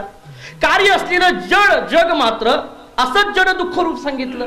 म्हणजे कार्य असंच जड दुःख रूप आहे आणि कारण असलेला परमात्मा मात्र सच्चिदानंद स्वरूप आहे. मग सच्चिदानंद स्वरूप असलेल्या परमात्म्यापासून असंच जड दुःख रूप असल्या अशा पद्धतीचं जग निर्माण झालं कसं काय? असं कसं काय होईल? कार्य आणि कारणामध्ये भिन्नता दिसायला लागली ना. म्हणून त्याच्याकरता पूर्व पक्षाने एक मत असं मांडलंय ब्रह्मसूत्रामध्ये, न विलक्षणत्वाद अस्य तथात्वंच शब्दात. वैलक्षण्य दिसायला लागलं इथं. न विलक्षणत्वात अस्य तथात्वंच शब्दात. हे वैलक्षण्य दिसायला लागलं ना. असं जरी वैलक्षण्य दिसत असलं तरी व्यास महर्षींनी उत्तर पक्ष किंवा सिद्धांत पक्ष म्हणून त्याच्याकरता एक छोटस सूत्र सांगितलंय, दृश्यते तू. जरी असं असलं तरी असं पाहिलं जातं. चेतनापासून अचेतनाची निर्मिती किंवा अचेतनापासून चेतनाची निर्मिती सांगत असताना भगवत पूज्यपा श्री शंकराचार्यांनी त्याच्यावर भाष्य करत असताना उदाहरणं अशी दिलेली आहेत. देह आहे आणि या देहापासून निर्माण झालेली जी नखं आहेत, पुढे जी ज्याला आपण त्याच्यामध्ये प्राण नाही म्हणतो, काही राहिलेलं नसतं, अचेतन म्हणतो, ती काढली तरी त्याचं पुढची जी तुकडे असतात, म्हणजे हे देह जरी चेतन असेल तर त्याच्यापासून नखं निर्माण झालेली जी पुढची आहेत त्याला अचेतनता झाली का नाही, अशा पद्धतीचं दृश्य ते तू ब्रह्मसूत्र भाष्यामध्ये आचार्यांनी असं चिंतन केलंय. किंवा शेणात किडे निर्माण झाले, हे शेण जे आहे याला शेण बघितलं तर ते अचेतन आहे, पण त्याच्यातून किडे म्हणजे जीव निर्माण झाले, हे चेतनत्व आपल्याला पाहायला मिळतं ना. अशा पद्धतीचं जगामध्ये पाहायला मिळतं. म्हणून कमीत कमी या पद्धतीने का होईना हे मानलंच पाहिजे. म्हणजे या संपूर्ण जगताचं कारण असलेला परमात्मा, अभिन्न निमित्त उपादान कारण असलेला परमात्मा आहे. म्हणून जग जेठी देई भेटी एक वेळा. आणि तिसरा विचार मला असा मांडायचा आहे की उपादान कारण परमात्मा जरी कारण असला तरी या संपूर्ण कार्यामध्ये तो भरलेला आहे. संपूर्ण कार्यामध्ये तो भरलेला आहे. विठ्ठल व्यापक त्रिभुवनी म्हणून त्याला जगजेठी म्हटलं असेल. किंवा चराचरामध्ये भरलेला आहे. जे जे भेटे भूत ते ते मानिजे भगवंत. किंवा आपण सर्व भूतेषु यपश्यत भगवत भाव महात्मना भूतानी भगवत्यात्मन एषः भागवतोत्तम असं श्रीमद भागवत आम्हाला सांगतं. किंवा कनकनमे हय भगवान अशा पद्धतीची कबीर महाराजांची वाणी आपल्याला सांगितली जाते. या सगळ्याचा विचार करत असताना किंवा विष्णुमय जग आपण नेहमी हा भंग डोळ्यासमोर घेतो. विष्णुमय जग ज्या चराचरामध्ये परमात्मा तो भरलेला आहे अशाही दृष्टीने जगजेठी म्हटलं जाईल. या जगाकडे पाहताना नेमकं कोणत्या बुद्धीने पाहायचं? या जगाकडे सत्यत्व बुद्धीने पाहणारा कोण आहे? जगाकडे अनित्यत्व बुद्धीने पाहणारा कोण आहे? जगाकडे मिथ्यात्व बुद्धीने पाहणारा कोण आहे? आणि जगाकडे जगजेठी म्हणजे परमात्मा बुद्धीने पाहणारा कोण आहे? गुरुहरी भाऊ असं सांगायचे त्याच्याकरता, जगाकडे सत्यत्व बुद्धीने पाहतो त्याला संसारिक म्हणा, जगाकडे अनित्यत्व बुद्धीने पाहतो त्याला विरक्त म्हणा, जगाकडे मिथ्यात्व बुद्धीने पाहतो त्याला ब्रह्मज्ञानी म्हणा, आणि जगाकडे परमात्मा बुद्धीने पाहतो त्याला भगवत भक्त म्हणा. विठ्ठल विठ्ठल विठ्ठल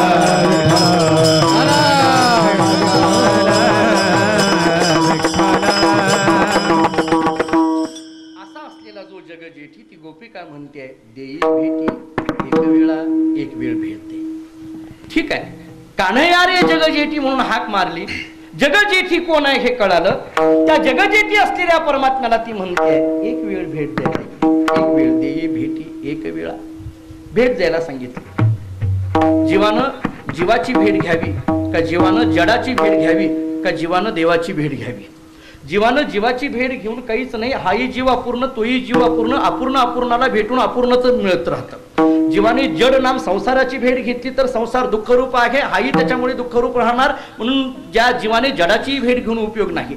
जीवाने देवाची भेट घ्यावी. त्या देवाची भेट घेत असताना, परमात्म्याची भेट घेत असताना देई एक वेळ भेट दे असं म्हणते. कर्मदृष्टीने विचार करा, ज्ञानदृष्टीने विचार करा आणि भक्ती दृष्टीने विचार करा. कर्मदृष्टीने विचार करत असताना भेट द्या असं जरी म्हणत असलं तरी भेट केव्हा होईल? भेट होण्याकरता केव्हा भेट होणार केव्हा याच्याकरता म्हणजे भेट जर व्हायची असेल तर अगोदर जे आहे बरं भगवान परमात्म्याच्या हृदयामध्ये आम्हाला जर भेटायची व्हायची असेल तर आमच्यामध्ये जे आहे ते अगोदर निघालं पाहिजे. त्याच्याशिवाय ती भेट होणार नाही. विठ्ठला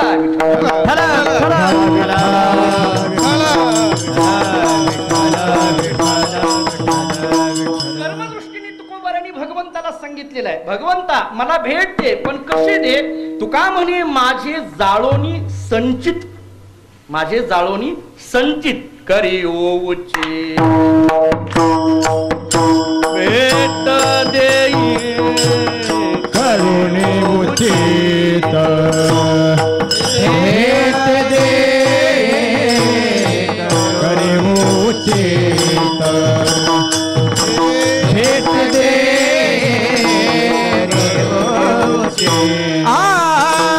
तुका म्हणे माझे जाळोनी संचित तुका म्हणे माझे जाळोनी संचित तुका म्हणे माझे जाळोनी संचित तुका म्हणे माझे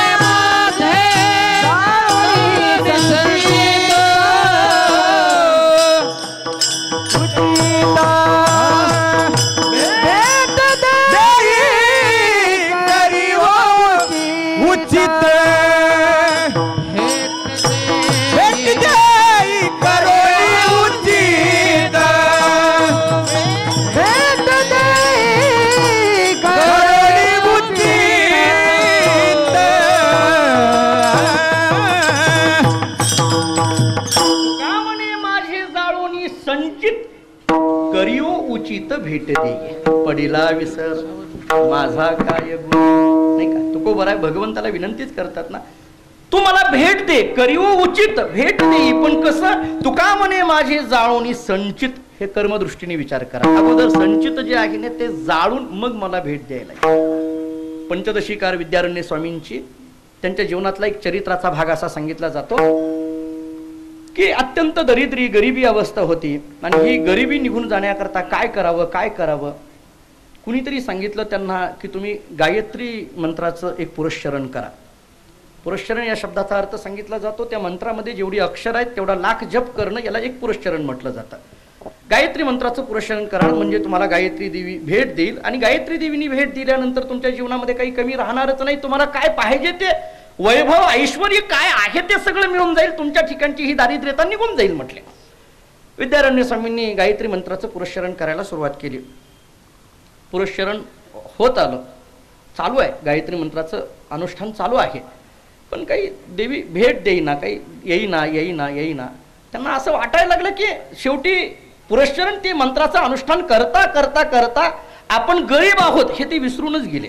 त्यांच्या ठिकाणचा गरिबीचा भाव निघून गेला, काही राहिलं नाही. शेवटी कशाबद्दलही आसक्ती राहिली नाही. त्यांनी शेवटी संन्यस्त व्हायचं ठरवलं, संन्यास दीक्षा घ्यायची ठरवली, संन्यास दीक्षा घेतली. सगळं काही ममत्व संपलेलं आहे आणि नेमकं त्याच वेळेस गायत्री देवी प्रसन्न झाली. आचार्य विद्यारण्य स्वामींना आश्चर्य वाटायला लागले. ते म्हणायला लागले, काय देवी माता, मला आश्चर्य वाटतंय, मी आतापर्यंत का करत होतो की तू मला भेटावं, मला काहीतरी द्यावं, माझा संसार चालावा, माझी गरिबी हटावी याच्याकरता, पण मी आता सगळ्या संसाराचा त्याग केलाय, मी आता संन्यस्त वृत्तीने राहायला लागलोय आणि अशा वेळेस तू भेट दिली, आता मला काय त्याची गरज आहे? अशा वेळेस भेट दिली, मला सांग देवी तू इतका उशीर का लावला, मला भेट देण्याकरता एवढा उशीर का लावला? त्यावेळेस त्यांनी सांगितलं, तू पाठीमागं पहा म्हटले, तुमच्या पाठीमागं पहा. स्वामीजींनी पाठीमागं पाहिलं तर 24 पर्वत असे धाड धाड धाड जळत होते आणि सांगितलं 24 पर्वता एवढं पाप तुमच्या जीवनामध्ये झालेलं होतं ते सगळं अगोदर जाळलं आणि मग मी तुम्हाला भेटायला आले. हे जळल्याशिवाय तुमच्यानी माझी भेट होत नाही. जळतील पापे मग आहे सुखी येतो घरा नारायण, पण त्याच्याकरता जळतील पापे हे व्हावं लागणार आहे. तुका म्हणे माझे जाळोनी संचित करीव उचित देई भेट, एकदा भेट दे म्हणून देई भेटी एक वेळा. कर्मदृष्टीने विचार करा. एक वेळा म्हणण्यामध्ये काय तुकोबारांना सांगायचं आहे? एक वेळ म्हणण्यामध्ये काय आहे? एक वेळ या शब्दाचा अर्थ एक असा शब्द, एकदा भेट दे, एक वेळ भेट दे, हे म्हणण्यामध्ये काय आहे? प्रपंचातलं एक वेळ भेट दे म्हणणं वेगळं. लोक विचारतात काय काय सांगायचं तुमच्या मुलाला निरोप? काही नाही, एकदा येऊन जा म्हणावं, नाही का? एकदा येऊन जा म्हणावं. याच्यामध्ये देई भेटी एक वेळा हे साध्य होत नाही. तिथं येऊन जा जा झालं ना ते आता. पण इथं देई भेटी एक वेळा म्हणण्यामध्ये ज्ञानशास्त्राच्या दृष्टीने असा विचार करता येईल, एकदा भेट दे म्हणजेच काय, आत्मा परमात्मा आहे याच्या पद्धतीची जाणीव होणं, आत्मस्वरूप हेच परमात्मा स्वरूप आहे, जीव शिवस्वरूप होणं, ही जी भेट आहे ही एकदा भेट झाली की पुन्हा जात नाही, पुन्हा ही वेगळं होत नाही. एकदा जीव शिवस्वरूपाला पोहोचला, परमतत्वाला पोहोचला, अहम ब्रह्म अस्मी अयम आत्मा ब्रह्म किंवा सर्वम खलविदं ब्रह्म ही अवस्था झाली की पुन्हा तिथून बाजूला नाही. म्हणून देई भेटी एक वेळा असं म्हटलं असेल, असा ज्ञानशास्त्राच्या दृष्टीने विचार करा. आणि तिसरा मुद्दा आहे भक्तिशास्त्राच्या दृष्टीने नेमकं काय विचार करता येईल. कर्मशास्त्र कळालं, ज्ञानशास्त्र कळालं, भक्ती दृष्टीने विचार काय करता येईल. आम्ही ज्या परंपरेत जन्माला आलो ते मानकोजी बोधले, त्यांची कथा सांगितल्याशिवाय कीर्तन संपतच नाही माझं. मानकोजी बोधले महाराज धामणगावामध्ये शेतामध्ये रोज जावं लागायचं, रोज जावं लागायचं. शेती शेवटी तोच व्यवसाय तोच होता, पांडुरंगाची भक्ती होती, पण शेतामध्ये जावं लागायचं. पण दानवृत्ती असल्यामुळे कोणाला काय पाहिजे ते काही ना काही देत राहायचे. नेमकं पीक असं हुरड्यामध्ये आलेलं होतं आणि काही घरामध्ये काहीच नव्हतं. मानकोजी महाराजांच्या बायकोने ममताईने विचार केला, आता शेतामध्ये आलेलं जे हुरड्यातलं पीक आहे हे जर यांना कुणी मागायला आलं, ते जर कणसं त्यांनी देऊन टाकली तर आपण आपल्या पोराबाळांनी काय खायचं, आपल्याकडे काहीच नाही ना, काय होणार. सकाळच्या वेळेला महाराज निघालेले, नेमकं कार्तिकी वारीचा वगैरे असा प्रसंग जवळ आलेला होता. आणि ममताईने विचार केला, एखाद्या वेळेस जर या रस्त्याने वारकरी निघाले आणि ते वारकरी यांच्या जवळ आले आणि काहीतरी खायला द्या म्हटलं की यांनी कणसं तोडून दिली, सगळे निघून गेल्यानंतर घेऊन गेल्यानंतर काय आपल्या पदरामध्ये पडणार आहे. म्हणून महाराज घरातून शेताकडे निघाल्याबरोबर ममताईने सांगितलं, हे पहा महाराज, मालक तुम्हाला सांगते, तुम्ही शेतात चालला ना, पण शेतातली जी काही कणसं आहेत ती कुणाला द्यायची नाही. त्यांनी सांगितलं, नाही नाही नाही, कुणाला देत नाही, काय काळजी करू नको. ते म्हटले, तसं नाही, तुम्ही द्यायचे नाही, तुमच्या हाताने तर अजिबात कुणाला द्यायचं नाही. नाही म्हटले, देत नाही. नाही, तुम्हाला पांडुरंगाची शपथ आहे, तुमच्या हाताने दिली तर बघा, मग कोणाला हाताने द्यायचं नाही, तुमच्या हाताने एकही कणस तोडून द्यायचं नाही, तुम्हाला पांडुरंगाची शपथ आहे. महाराजांना आतापर्यंतचं ठीक होतं, पण पांडुरंगाची शपथ घातली. बरं, पांडुरंगाची शपथ मोडायला ते काही आपण नव्हतो, नाही का, ते महाराज होते. महाराजांनी विचार केला, ठीक आहे, काही हरकत नाही. महाराज गेले शेतामध्ये, नेमकं वारकरी त्याच रस्त्याने यायला लागले, महाराजांच्या त्या शेतातून यायला लागले. महाराजांच्या शेतातून यायला लागल्याबरोबर त्यांना भूक लागलेली होती आणि सगळेच्या सगळे वारकरी मानकोजी महाराजांच्या जवळ आले. एकमेकाला अगदी कडकडून आलिंगन देणं चालू झालं, भजन करणं चालू झालं आणि एकदम सगळे वारकरी म्हणायला लागले, महाराज भूक लागलेली आहे, काहीतरी खाण्याचं बघा की. महाराजांनी वाटायला लागलं काय द्यावं, इकडे तिकडे बघायला लागले. तेवढ्या 2-4 वारकरी म्हणाले, ही काय एवढी चांगली कणसं दिसतात, द्या की तोडून म्हटले. महाराजांनी कणसाला हात लावणार तेवढ्याच लक्षात आलं, बायकोनी शपथ घातली आहे, तुमच्या हाताने कणसं द्यायची नाहीत, पांडुरंगाची शपथ आहे. महाराजांनी विचार केला, काय करावं. बरं, सांगावं कसं, बायकोनी शपथ घातली म्हणून सांगावं तर कसं, या वारकऱ्यांना हाताने द्यायचं नाही म्हणून सांगावं कसं. महाराजांनी विचार केला, काय करावं. महाराज मोठे हुशार. महाराजांनी सांगितलं, एक काम करा, तुम्ही मला सांगताय ही कणसं द्या, पण मी जर तोडून द्यायला लागलो तर कुणाला कमी कुणाला जास्त येईल. त्याच्यापेक्षा एक काम करा, तुम्हाला तुमच्या हातानं जितकी तोडून घ्यायची तेवढी घ्या. बायकोने सांगितलं, माझ्या हाताने. माझ्या हाताने काय संबंध आहे म्हटले. मग ज्याला जसं पाहिजे तसं तोडातोडी सुरू झाली. महाराज सगळी कणसं तोडली, सगळ्यांनी हुरडा केला, खाल्ला, निघाताना सगळ्यांनी महाराजांना विचारलं, महाराज अगदी तृप्त झालो आम्ही, अगदी छान झालं, भोजन छान झालंय, आम्ही निघालो पंढरपूरला, पांडुरंगाच्या भेटी करता निघालो, काय निरोप द्यायचा आहे का. महाराजांनी सांगितलं, काही नाही, देई भेटी एक वेळा. विठ्ठला विठ्ठला विठ्ठला विठ्ठला विठ्ठला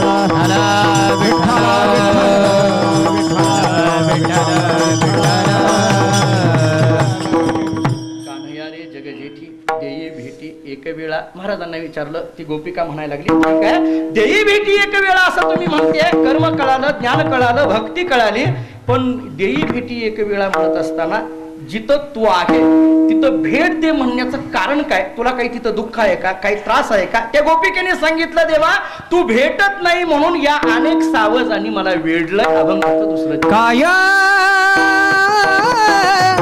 मोकलीले वणी, काय मोकलीले वणी, काय मोकलीले वणी, काय मोकलीले वणी, काय मोकलीले वणी, काय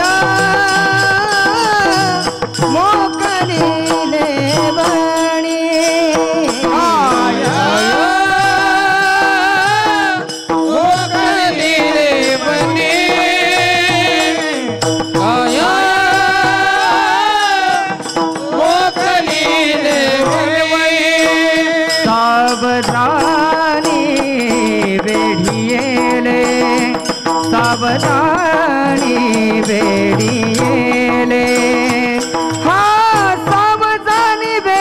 येले कान्हया रे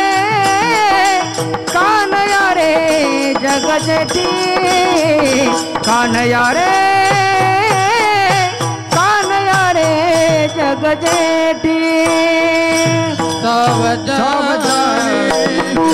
येले सावधानी बेढियेले सावधानी बेढिये कान्हया रे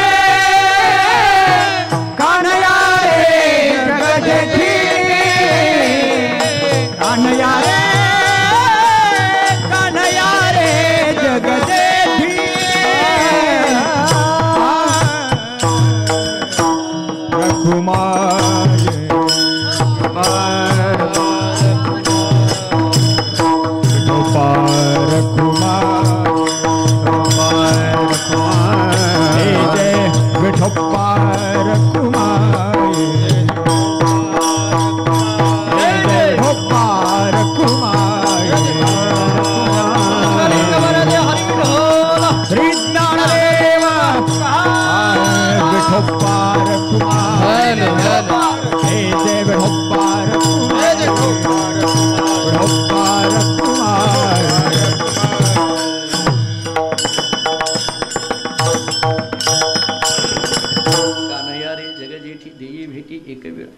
कायमो कलिले वनी सावधानी विडिले विठाला विठाला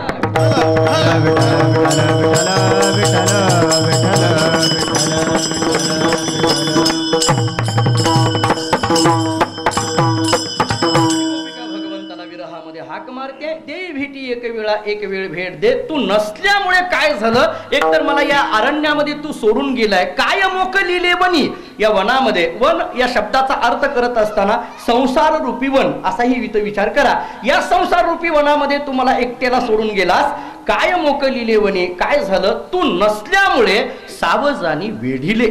ही जी सावज आहेत ना, हे जे विकार आहेत ना, यांनी सगळ्यांनी वेढलेलं आहे. ज्ञानोबारांनी याच्यावर चिंतन केलेलं आहे. हे सगळं वन कशाचं आहे आणि याच्यामध्ये असलेली सावज कोणता आहे. ज्ञानोबाराय त्याच्याकरता दोनच मुद्दे मांडतात.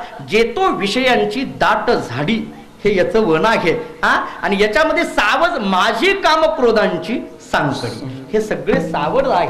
चुकावून आला पहाडी सदवासनेचा, ते जरा पुढलं सोडा, पण एवढा तुकडा तरी कमीत कमी याच्या बाबतीत लागून घ्या. जेतो विषयांची दाट झाडी काय मोकलिले वनी, आणि माझी कामक्रोधांची सांकडी सावज आणि वेढिले. हे जेतो विषयांची दाट झाडी, या वनामध्ये सगळे विषय कोणकोणते, हे शब्द स्पर्श रूप रसगंध हे पंच विषय, आणि याच्यामध्ये असलेली सावज जी आहेत, काम क्रोध लोभ वगैरे हे सगळे विकार सांगितले. या सावज आणि वेढिले तू नसल्यामुळे हे सगळे माझ्या जवळ यायला लागले रे. काम यायला लागला, क्रोध यायला लागला, लोभ यायला लागला. हे सगळे एक एक एक एक एक एक जोपर्यंत तो नाही, तो आला की हे कुणी राहत नाही.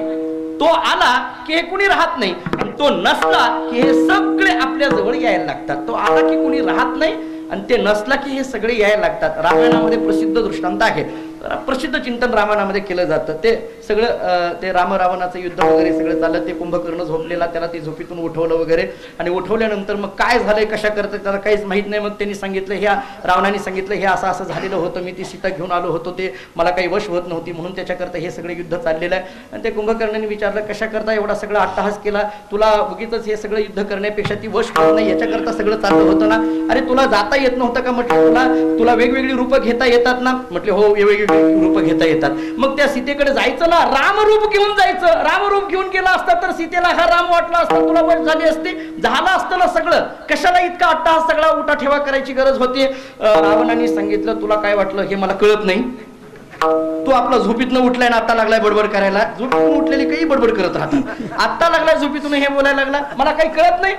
मला तसंच वाटलं, कळत नाही. म्हणजे लहानांना वाटतं, मोठ्याला कळत नाही. मला तसंच वाटलं, कळत नाही. काय कळत नाही म्हणून सांगतो, अरे तू म्हणतो तशा पद्धतीने मी केलं, मी तशा पद्धतीने रामरूप धारण केलं, मग काय झालं. पण गंमत अशी होते, मी रामरूप धारण केलं की माझ्या जवळचं काम निघून जातो म्हटले. रामरूप धारण केलं की काम निघून जातो. सीता मंदोदरीचा संवादही रामायणातला विस्ताराने वाचून घ्या. वेळ आता माझी संपत आली म्हणून मी जास्त विस्तार करत नाही. सावज आणि वेढिले तो जोपर्यंत नाही तोपर्यंत सावज हे सगळे येतात. काम येतो, क्रोध येतो, लोभ येतो, हे सगळ्या विकारांचा विचार केला तर हे सगळे यायला लागले. म्हणून या सगळ्या विकारांना बाजूला काढणारा तू एकच आहे. म्हणून देई भेटी एक वेळ, एक वेळ भेट दे, एक वेळ भेट दे असं म्हणत असताना कुणीतरी त्या गोपिकेला विचारलं, तू आता हाक मारायला लागली, एक वेळ भेट दे, एक वेळ भेट दे. तो भेटला होता ना, तुला भेटला होता ना. तिने सांगितलं, अहो तुम्हाला काय सांगायचं, आतापर्यंत इथंच होता म्हटले. इथंच होता, आतापर्यंत इथंच होता. तो भेटला म्हणजे काय सांग म्हटले, इथंच होता. येतवरी होता संग. तिसरं, येतवरी होता संग, आतापर्यंत इथंच होता. मग अंगे अंग लपविले, त्यांनी आता तो बाजूला झाला म्हणजे काय, अंगे अंग लपविले. येतवरी होता संग, आतापर्यंत त्याचा संग होता, मी त्याच्या संगतीत होते. माणसाने संगतीत कोणाच्या राहायचं हाही विचार महत्वाचा आहे. कोणाच्या संगतीत राहायचं, एक साधा विचार समाजशास्त्राच्या दृष्टीने बोलून जातो.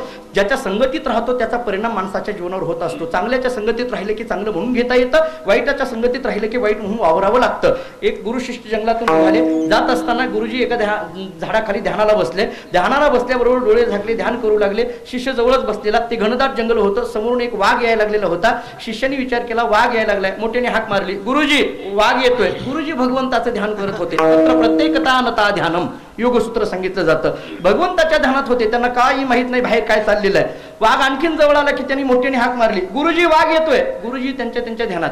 जरा आणखीन वाघ जास्त जवळ आला की त्यांनी हाक मारली, गुरुजी वाघ येतोय. गुरुजींचं काही लक्ष नाही. हे पाहिल्यानंतर यांनी विचार केला, गुरुजींचं वय झालंय, आपुली आपण करा सोडवून म्हटला. पिकलं पान गळून गेलं तरी कुणी विचारणार नाही, आपलं आणखीन व्हायचं जायचंय. कुठं यांच्या नादी लागा. झाडावर जाऊन बसला. वाघाला घाबरून तो वाघ गुरुजींच्या जवळ आला. 2 मिनिटं थांबला, पुढे निघून गेला. साधी डरकळी सुद्धा त्या वाघाने फोडली नाही. याला आश्चर्य वाटायला लागलं. खाली उतरला. गुरुजींचं ध्यान संपलं. दोघांनी एकमेकाकडे पाहिलं. त्या जंगलातून चालायला लागले. रस्त्याने चालायला लागल्याबरोबर एक मच्छर, एक डास गुरुजींच्या गालाला चावला. त्यांनी अशी थप्पड मारली. म्हटले, अरे बापरे, काय भयंकर डास आहे, केवढा जोरात चावला. त्या शिष्याने आश्चर्याने विचारलं, गुरुजी मगाशी वाघ जवळ आला, तुम्ही जरा सुद्धा घाबरला नाही, आता डास चावला तर म्हणता केवढा जोरात चावला, असं काय? गुरुजींनी सांगितलं, त्याचं कारण आहे, मगाशी वाघ माझ्या जवळ आला त्यावेळेस मी देवाच्या संगतीत होतो म्हणून घाबरायचा विषय नाही. आता डास चावला त्यावेळेस मी तुझ्या संगतीत आहे म्हणून जोरात चावला. माणसाने संगतीत कोणाच्या राहायचं, लगेच जवळ बघायला लागू नका. इथले सगळे चांगले आहेत. कोणाच्या राहायचं हेही फार महत्वाचा विषय. महाराज ती गोपिका सांगायला लागली, अहो आतापर्यंत मी त्याच्या संगतीत होते, येतवरी होता, आतापर्यंत माझ्या जवळच होता. झालं काय? अंगे अंग लपविले, अंगे अंग लपविले, अंग अंगे लपविले. अंग हे शरीर, अंगे त्या अंगामध्ये लपविले म्हणजे काय? माझ्याजवळ संघामध्ये होता म्हणजे तो सगुणामध्ये होता. सगुणाशिवाय संघ घडतच नाही ना. संघामध्ये होता म्हणजे सगुणामध्ये होता. सगुण असलेला तो कृष्ण अंगे लपविले म्हणजे त्याचं जे असलेलं मूळ असलेलं जे रूप आहे निर्गुण, त्याच्यामध्ये तो गेला. म्हणजे सगुण असलेला तो निर्गुणामध्ये गेला, निर्गुण स्वरूपामध्ये झालं. आता तो लपविले, त्याच्यामध्ये तो गेल्यामुळे आता मला तो कुठं दिसेना. येतवरी होता संग, अंगे अंग लपविले. आतापर्यंत माझ्या जवळ होता, आता नाही, म्हणून तरी कमीत कमी देई भेटी एक वेळा, एक वेळ भेट दे. सावज आणि वेडीले म्हणून देई भेटी एक वेळा. आतापर्यंत माझ्या जवळ होता आणि अंगे अंग लपविला, याचा अर्थ तू इथंच आहे म्हणून देई भेटी एक वेळा. शेवटी त्या गोपिकेला विचारलं, गोपिके अगं झालं तरी काय? तू त्याच्या बरोबर होती, मग तुमच्या दोघांची भांडणं झाली म्हणजे नवरा बायकोची होतात तशातलं झालं काय? झालं नेमकं काय? तुझ्यापासून तो बाजूला का गेला? काही तुझ्याकडनं चूक घडली का? तिनं जी चूक सांगितली. काय चूक? हो, चूक मोठी असली तर माणसानं उसावं, पण ती काही चूक आहे का? किती छोटी चूक होती काय? मी काही नाही, फक्त माग पाहिलं अभंगाचं शेवट. तुका म्हणे पाहिले मागे, तुका म्हणे पाहिले मागे, तुका म्हणे पाहिले मागे, तुका म्हणे पाहिले मागे, म्हणे पाहिले मागे, तुका म्हणे पाहिले मागे, मागे मागे तुका म्हणे पाहिले मागे तुका म्हणे पाहिले मागे तुका म्हणे पाहिले मागे तुका म्हणे पाहिले मागे तुका म्हणे पाहिले मागे तुका म्हणे पाहिले मागे तुका म्हणे पाहिले मागे तुका म्हणे पाहिले मागे मागे तुका म्हणे पाहिले मागे मागे मागे तुका म्हणे पाहिले मागे एवढ्या वेगे अंतरला एवढ्या वेगे अंतरला कान्हया रे जग जेठी कान्हया रे जग जेठी बडा बेगे अंतराला बडा बेगे अंतराला कान्हया रे जग जेठी कान्हया रे जग जेठी कान्हया रे जग जेठी जग जेठी कान्हया रे जग जेठी देई भेटी एक वेळा देई भेटी एक वेळा देई भेटी एक वेळा कान्हया रे जग जेठी कान्हया रे जग जेठी कान्हया रे जग जेठी कान्हया रे जग जेठी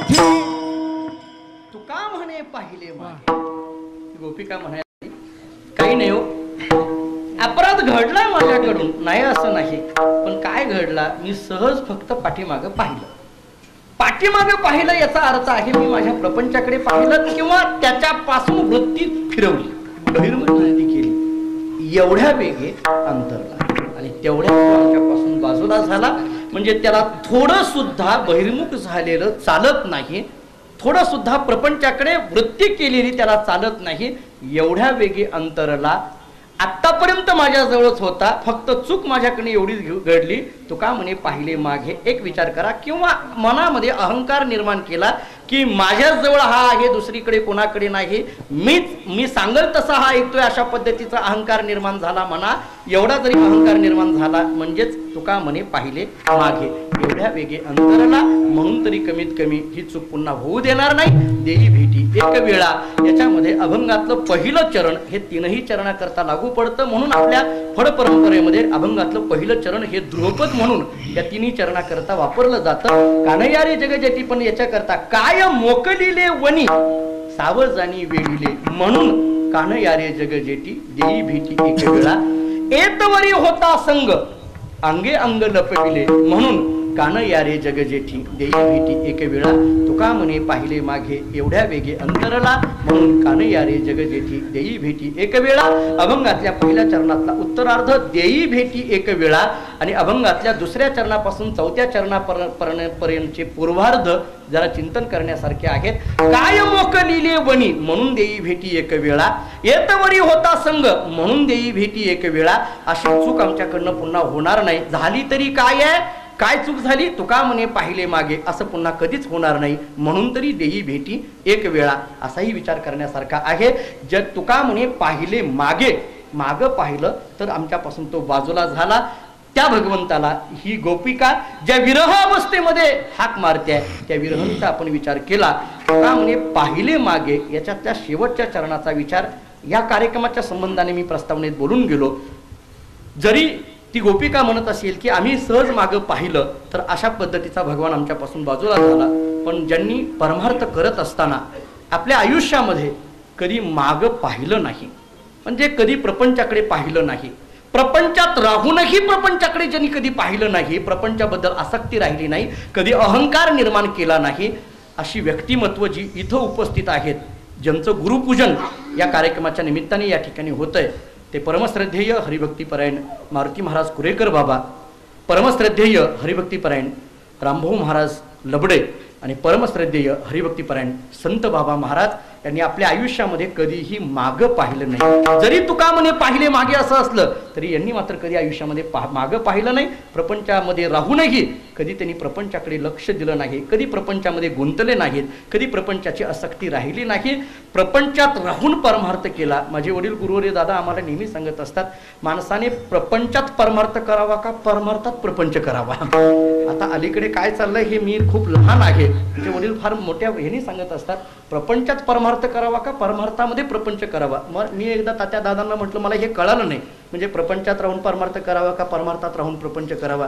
ते म्हटले तुला कळेल असं सांगतो, पाकिटाकरता कीर्तन करावं का कीर्तनाकरता पाकिट घ्यावं. ते आम्हाला कळतंय कसं आहे ते. त्यांचा वेदांत फार सोपा असतो, ते सोपं सांगतात आम्हाला नेहमी. माझ्या जीवनामध्ये गुरुरे दादा, गुरुरे बहू यांनी जे काही, आणि सगळीच आमची फडकरी मंडळी, माधव तात्या शिवनीकर महाराज, चौरे महाराज, नामदास महाराज, चातुर्मासी महाराज, जळगावकर महाराज, माझे मित्र कबीर महाराज, ही सगळी मंडळी आज या ठिकाणी उपस्थित आहेत. आणि चातुर्मासातला सर्व साधक वर्ग जे काही आम्ही रोज एकमेकाच्या गाठी प्रदक्षिणेमध्ये असतील, पांडुरंगाच्या दर्शनाला असतील किंवा विविध चिंतन करताना असतील, जे काही आमची ती विद्यार्थी महाराज मंडळी आहेत, या सगळ्यांच्या आणि लबडे महाराजांच्या परंपरेवर प्रेम करणारा हा सगळा उपस्थित जनसमुदाय, भाऊंची आजोबांचं पूजन करण्या, खरं तर नामदेव महाराज हे रामभाऊ महाराजांचे नातू आहेत.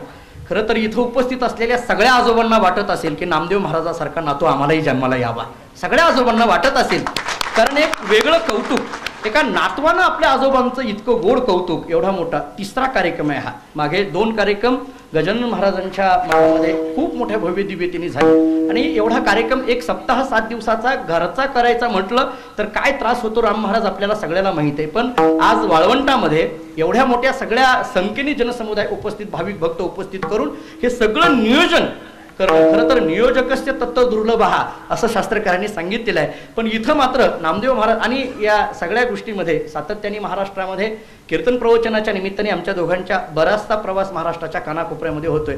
माझा तात्या मी ज्या वेळेस पत्रिका पाहतो, कुठल्याही गावची पत्रिका पाहिली तर ते पुढं किंवा मागं नामदेव महाराज लबडे आहेच नाव, लबडे महाराज नाही नाव असं नाहीच. खरं तर मी लबडे महाराजांना धन्यवाद देतो की तुम्हाला कानडी येत नाही म्हणून बरं आहे, नाही तर तिकडेही आली असते ती कर्नाटकामध्ये, तिकडेही कर्नाटकामध्ये आली असते. म्हणजे एक चांगला मला बोलायचा मुद्दा असा आहे की तरुण वयामध्ये एक तरुणांचं, आमच्या सर्वांचं एक प्रेरणास्थान म्हणा, मार्गदर्शक म्हणा, एक नेतृत्व म्हणा, खूप चांगलं आहे. आणि मला एक त्यांच्याबद्दलचा गोड, मी त्यांची स्तुती करण्याकरता इथे उभा नाही, पण पंढरपुरातील आमची फडकरी मंडळीतली युवक मंडळी असतील आणि आळंदीतील जी काही संस्थेमध्ये असलेली किंवा अन्य संस्थेमध्ये असलेली सगळी युवक मंडळी असतील, या सगळ्यांचा योग्य अशा पद्धतीचा समन्वय, संगम त्यांच्याकडे आपल्याला दिसून येतो. इथं पंढरपुरातील सगळी युवक मंडळी दिसून येतील, आळंदीची युवक मंडळी सगळी दिसून येतील. असं एक व्यक्तिमत्व त्यांनी जे पूजन रामभाऊ महाराजांचं, आदरणीय कुरेकर बाबांचं आणि संत बाबांचं, संत बाबा आज इथं उपस्थित आहे, त्यांच्या गावाला जाऊन मी कीर्तन करून आलो. खरं तर काही माणसं त्यांच्या नावानिशी शोभतात, संत बाबा म्हणण्यामध्ये खरंच संत बाबा अशा पद्धतीचं दिसून येतं. हे तिघही रामभाऊ महाराज असतील, संत बाबा असतील आणि कुरेकर बाबा, ही खरं संतत्वाला पोहोचलेली ही गुरुजन वर्ग आहे. संत शब्दाची व्याख्या सांगत असताना गुरुरे भाऊ एक परिष्कार फार गोड सांगत असतात. संत शब्दामध्ये संत स अधिक अंत बरोबर संत असा शब्द तयार होतो. याच्याकरता गुरुरी भाऊ असा एक परिष्कार सांगत असतात की अधेयता निरूपित यत ज्ञानम सदत्वेन प्रतीयते तस्य बाधः नाम अंतः यही भक्त्या क्रियते ते संतः. दुसऱ्याच्या ठिकाणी प्रतीतेला येणारं जे अज्ञान आहे, या अज्ञानाचा ज्यांच्याकडून होतो अंत त्यांना म्हटलं जातं संत. आणि खऱ्या अर्थाची ही तीनही महात्मे या पदापर्यंत आहेत. असाच आपण या तीनही महात्म्यांच्या चरणी नतमस्तक होतो, पांडुरंगाच्या चरणी नतमस्तक होतो. आणि चालू असणारा हा उत्सव खरं तर मला वाटतं 3-4 वर्षाला एकदा नामदेव महाराज हा कार्यक्रम 3-3 वर्षाला एकदा कार्यक्रम करतात. आता याच्यानंतर 3 वर्षांनीच आहे नक्की, काही काळजी करायचं काम नाही, नक्की आहे. कारण नामदेव महाराजांकडे तेवढं कौशल्य आहे, ते म्हणतील बरं जबाबदारी टाकून रिकामा व्हायला लागलाय, असं नाही. मी तुमच्या बरोबर आहे, आम्ही सगळे तुमच्या बरोबर आहे. पण हे जे नियोजन लागतं, हे नियोजनामध्ये आपल्याला खऱ्या अर्थाचे धन्यवाद देतो. झालेली सेवा पुन्हा एकदा पांडुरंगाच्या चरणी, साधू संतांच्या चरणी, सद्गुरू बोधराजाच्या चरणी ही सेवा समर्पित करून याच ठिकाणी थांबू. ज्ञानेश्वर माऊली ज्ञानेश्वर माऊली ज्ञानराज माऊली ज्ञानेश्वर माऊली ज्ञानेश्वर माऊली ज्ञानराज ज्ञानेश्वर माऊली कुंडली कवरादे